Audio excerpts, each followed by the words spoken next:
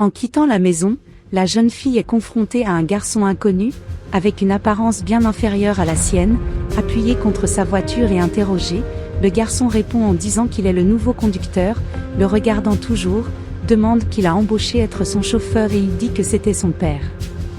Parce qu'elle n'aimait pas son apparence simple, elle décide d'appeler son père et de demander un nouveau chauffeur moins maladroit et d'apparence pauvre. Lors de l'appel, elle demande pourquoi elle a changé de chauffeur, encore plus pour un mec comme ça. Son père dit que ce n'est que pour quelques jours et qu'il trouvera bientôt un autre chauffeur. Même si elle n'aime pas du tout cette situation, elle est convaincue de l'accepter pendant 2 jours.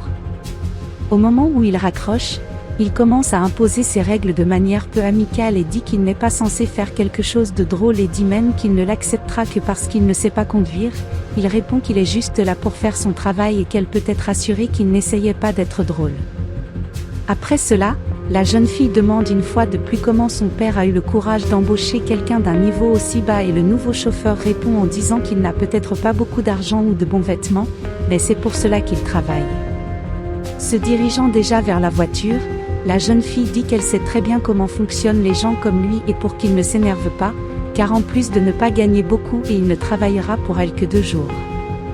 Le lendemain, lorsqu'elle arrive à nouveau devant sa maison pour se rendre à destination, elle se rend compte que le chauffeur n'est pas là où elle devrait être et que cela va la retarder. Dès son arrivée, il est bientôt interrogé sur le retard.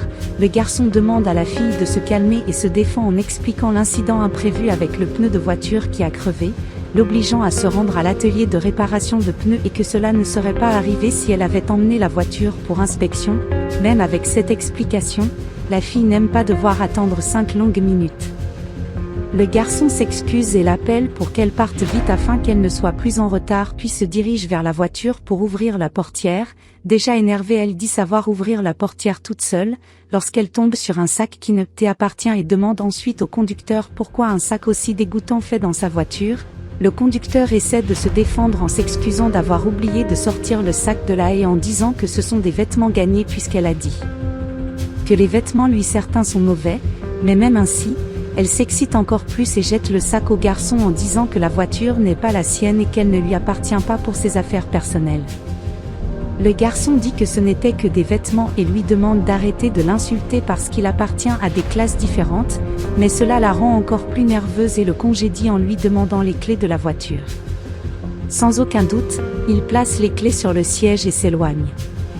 Quelques jours plus tard, toujours sans chauffeur, elle décide d'appeler son père en sortant du bureau et, comme on ne lui répond pas, elle choisit de chercher un taxi, mais avant qu'elle ne puisse le faire, un garçon suspect commence la regardant et attire son attention. Remarquant cette approche, décide de demander de l'aide au chauffeur de moto-taxi qui jusque-là avait le dos tourné. En se tournant vers lui, la jeune fille est surprise, car c'est précisément le chauffeur qu'elle a viré il y a quelques jours. Même avec ce passé, le garçon décide de l'aider et l'emmène dans un autre endroit sûr. En descendant de la moto, la jeune fille le remercie pour son aide, s'excuse pour la façon dont elle l'a traité et lui demande ce qu'il fait en tant que chauffeur de moto-taxi. Il dit que dès qu'il a été licencié, il a emprunté une moto à son frère.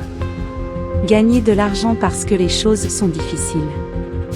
Montrant des regrets pour la façon dont il l'a traité dans le passé et pour les jugements qu'il a portés sur son apparence, la fille lui demande de retourner travailler pour elle. Le garçon dit que ce jugement est la plus grande erreur de l'être humain, mais que tout va bien, même s'il refuse l'invitation en disant qu'il travaille déjà avec le vélo prêté par son frère et qu'il ne peut pas le laisser tomber.